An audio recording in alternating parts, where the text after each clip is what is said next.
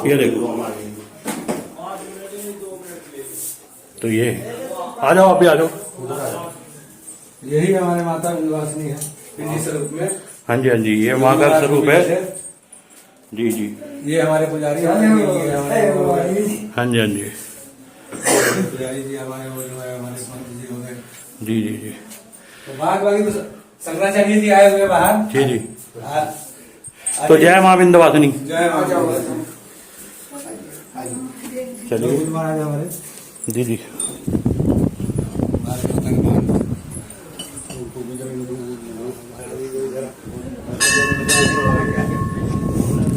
प्रणाम गुरु जी। जी, पहले अपना परिचय दे, अपना शुभ नाम बताएं। इस मार्ग पर चल रहे किसी भी आत्मरोहियों का कोई नाम नहीं होता, जी जी क्योंकि अगर कोई नाम होता है चाहे हृदय में और बाहर में, जी जी। एक नाम होता है सिर्फ आदि योगी। क्या होता है? आदि योगी, आदि भगवान योगी। शिव। तो बस ऐसा मान लीजिए कि अब आप संसार में अलग अलग नाम देते हैं लोगों को, जी जी, बिल्कुल।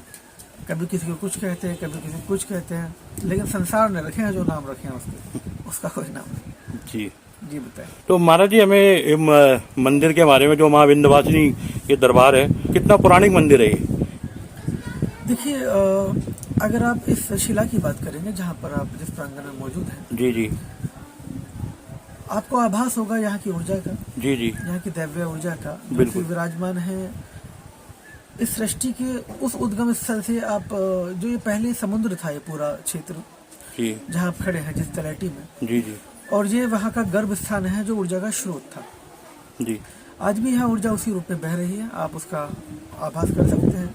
जिस तरह वर्ल्ड की वेल एंड बेल्ट है, जैसे वर्ल्ड में 3 ही जगह है, जैसे चुरू और पेरू और अपना यहाँ कसार देवी जी तो ठीक इसी प्रकार का यहाँ का जो एटमॉस्फेयर है, यदि कोई व्यक्ति ध्यान साधना तपस्या करना चाहता है तो इससे सुंदर स्थान कुछ नहीं हो सकता। ये साधकों का स्थान है, यह शिव साधकों के साथ साथ, क्योंकि जो शिव को मानते हैं वो मानवता को भी ध्याते हैं, तो ये माँ का शक्ति रूपा का वह रूप है कि जिसे आप नवरात्रों में एक रूप के रूप में दिखाने आए हैं। जी, ये वह शक्ति है। जी गुरु जी। तो गुरु जी, एक सवाल हो रहा है हमारा, जैसे कलयुगी संसार में उस प्रभु को, उसकी भक्ति सरल तरीके से कैसे कर सकेगा आम इंसान? देखिए, पहले आपको समझना होगा भक्ति करने जैसी नहीं होती। व्यक्ति को समझना होगा। देखिए, पहली बात, जिन्हें अभी कलयुग जान पड़ता है, अभी कलयुग का कोई ऐसा प्रारूप बड़े स्तर पर नहीं देखने को पड़ता। शुरुआती चरण में वो लोग घबराते हैं जिन्हें रस्सी भी सांप नजर आती है। जी, अभी तो मात्र 51 से 24 साल लेते हैं, जी 4,32,000 का है कलयुग। तो अभी तो आप देखेंगे तो अभी आप पहले पढ़ाओगे, पहले कौन में भी नहीं है। जी, तो अभी इतना भ्रामकता और अभी ऐसी चीज़ों में पढ़ने की ज़रूरत नहीं है। अभी आवश्यकता है सकारात्मक पहलुओं को उजागर करने की। अभी मुझे आप बताएं, मैं आपसे वर्तमान में पूछता हूँ, आप यहाँ मौजूद हैं, क्या आपका कोई नर्क दिखाई पड़ता है? अभी आप साक्षात जो सत्य यहाँ बह रहा है और जो यहाँ ऊर्जा बह रही है, क्या आपको कोई नर्क दिखाई पड़ता है? स्वर्ग का अनुभूति है? बिल्कुल। तो आप कहाँ खड़े हैं, नर्क में कि स्वर्ग में? स्वर्ग में खड़े हम तो इस टाइम। स्वर्ग में खड़े हैं ना। तो ठीक ऐसे भी आपके भीतर भी एक स्वर्ग है। जब आप उस कोष में जाते हैं तो आपको आप अपने आसपास की चीज़ों को, कुछ आज न्यूज़ ने इस तरह परोस दिया है समाज में, जी बिल्कुल, और बहुत सारी चीज़ें ऐसी कि मानो सब जगह बुरा ही बुरा है। ऐसा कुछ नहीं है। ये संसार एक अलग अलग रंगों से भरा हुआ है। यहाँ सब we all are colour of the one earth. तो हम डिफरेंट कलर्स के साथ में, लेकिन हमें है एक ही। तो यहाँ समझने वाला विषय ये है कि अभी तो आपको हर चीज़ आसानी से उपलब्ध हो रही है। आपको श्वास लेनी नहीं पड़ रही है, श्वास चल रही है। बिल्कुल। आप यह तो सोचकर श्वास ले रहे कि मैं जिंदा रहूं, जी जी बिल्कुल, नहीं ना, चल रही है। चल रही। ऐसे ही ये जो श्वास है, ये जैसे आप माँ की कोख में पा रहे थे, इस माँ के प्रांगण में, जिसे आप अभी आप सोचते हैं कि अब आप माँ के प्रांगण में नहीं हैं, आप माँ की कोख से बाहर आ चुके हैं, अब आप बड़े हो चुके हैं, अब आप करने वाले हो चुके हैं। तो जब आपके भीतर ऐसा अभिमान आता है कर्ता का, तो आपकी कृपा चली जाती है और हर चीज बोझ सी नजर आती है, मानो कि मुझे करना है, मैं कैसे करूंगा। बहुत सुंदर गुरु जी। जबकि ऐसा कुछ है नहीं। यहाँ पहले भी आप जब माँ की कोख में थे तो सब कुछ बन रहा था, चल रहा था, आपको वहाँ कुछ नहीं कर रहे थे, आप मौजूद थे, बस साक्षी। अभी भी आप इस धरा पर जहाँ हम खड़े जी। हैं अभी भी सबसे ज्यादा जरूरी है श्वास है, जी। वो भी चल रही है, वो आप जानबूझ के तुमने मैं श्वास में जिंदा रहूंगा, जी बिल्कुल।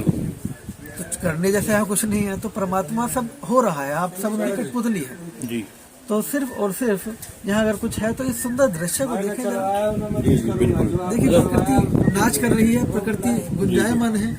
किस तरह से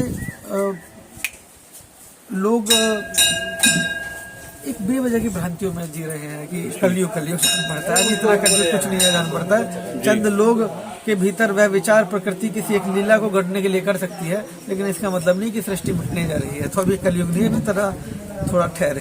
बिल्कुल। तो गुरुजी एक चीज और पूछना चाहूंगा मैं, जो आज की जैसे जनरेशन है, छोटे आजकल जो बच्चे हैं, ये नशे की तरफ बहुत ज्यादा जा रहे हैं, तो इसके बारे में कुछ दो शब्द आप कहना चाहें? देखिए जीवन में हमें समझना होगा, माता पिता को समझना होगा बच्चों के लिए। जी गलती माता पिता की है, मैं साफ तौर पर यह बात कहूंगा, क्योंकि माता पिता की गलती इसलिए है, वो अपने बच्चे को हायर से हायर एजुकेशन तो देना चाहते हैं, बिल्कुल, लेकिन वह संस्कार का बीज नहीं, संस्कार बिल्कुल, वो संस्कार का बीज उसे नहीं देना चाहते, जिससे कि वो कभी भी नशा क्या है, सही और गलत का उसे आचरण पता होगा। जब उसका मन सुंदर होगा तो उसके भीतर कितने भी चारों ओर आपकी गंदगी होगी, आपके भीतर यदि संस्कार होंगे तो आप गलत नहीं चल सकते। आज आप देखिए समाज में क्या है, हर पिता चाहता है मैं महंगे से महंगे स्कूल में पढ़ाऊं अपने बच्चे को। महंगे से महंगे स्कूल, महंगे से महंगे कॉलेजेस नशे के अड्डे बन चुके हैं। जितना महंगा कॉलेज उतना महंगे नशे के अड्डे। हालात ये हैं।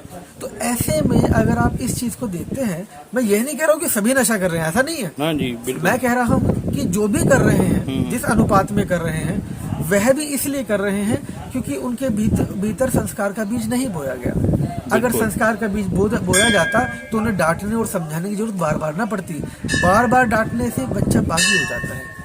बार बार नहीं डांटना, ना समझाना, उस वातावरण को दे दो। कभी जब गुरुकुल परंपरा, जैसे राजा महाराजा भी अपने बच्चों को भेजा करते थे, कोई गरीब नहीं भेजा करते थे, राजा महाराजा भी गुरुकुल में भेजा करते थे आचरण सीखने के लिए, वो धैर्य सीखने के लिए, जीवन की वो पद्धति सीखने के लिए, जो कि आज की चंद किताबें नहीं बनाती। जो भौतिक रूप से जो वस्तुतः समाज को जीना है, जीवन जिसे कहा गया, उसका निर्माण आपके भीतर गुरुकुल परंपरा करती है।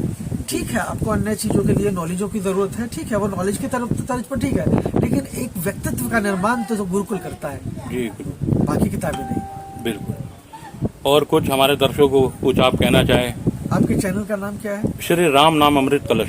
श्री राम नाम अमृत कलश। वाह। तो हम कहना चाहेंगे कि आप इसी तरह अपने अमृत कलश को भरने के लिए बूंदे इकट्ठी करते रहिए जी। और जिस दिन ये अमृत कलश भर जाए अमृत की बूंदों से, उस दिन इस समाज में आप भी कुछ ना कुछ, किसी ना किसी रूप में एक योगदान करें, अपना एक बड़े रूप में। हमारा आपको बहुत बहुत साधुवाद, और आपको और आपके दर्शकों को बहुत बहुत धन्यवाद गुरुजी, आपने हमारे को इतनी महत्वपूर्ण जानकारी दी। हम अपने चैनल के माध्यम से श्री सीताराम कलश चैनल की ओर से आपका बहुत बहुत धन्यवाद करते हैं। जय श्री राम, हर हर महादेव, जय माँ विंध्यवासिनी। तो दोस्तों, आज कराए हमने आपको माँ विंध्यवासिनी के दर्शन, जो कि अष्टमी का दिन था, और बहुत सुंदर दर्शन हमने आपको कराए। बिल्कुल खुले में आपको बिल्कुल दर्शन हुए, कोई भीड़ नहीं, कोई कुछ नहीं, क्योंकि बाबा जी ने हमारे को इतना समय दिया कि आप पिंडी रूप के माँ के दर्शन कराएं, अच्छी तरीके से दर्शन कराएं, जो भक्तों को दर्शन हो सके। तो ये है बाहर के मंदिर के प्रांगण का नज़ारा, जो मंदिर के बाहर का प्रांगण है उसका नज़ारा है। तो दोस्तों, ये वीडियो आपको कैसी लगी कमेंट में ज़रूर बताना, और ऐसे ही सिद्ध पीठ मंदिरों की और साधु संतों की वीडियो देखना चाहते हैं तो हमारे चैनल को सब्सक्राइब ज़रूर करें, और चैनल को लाइक करना और शेयर करना वीडियो को बिल्कुल भी ना भूलें। हमारे चैनल का बस यही उद्देश्य है कि राम राम जपेंगे तो सच्चिदानंद दिखेंगे। जय श्री राम, हर हर महादेव, जय माँ विंध्यवासिनी।